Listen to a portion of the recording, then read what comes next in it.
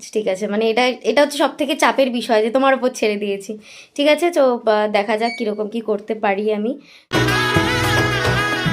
এলো এলো এলো কি গধূলি জীবনে, ডানা মেলে 100টা প্রজাপতি মনে, চাওয়া পাওয়া ছিল যত এতদিন ধরে, পেল সবই পূর্ণতা বিবাহ বাসরে, বেঁধেছি তোমাকে এই 7 পাকে।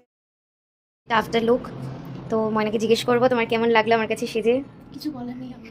এত খারাপ হয়েছে? না, দারুণ হয়েছে। ও আচ্ছা, মানে তুমি স্যাটিসফাইড তো সেজে? আমি এতটাও আশা করিনি তুমি যেটা করেছো। Thank you so much.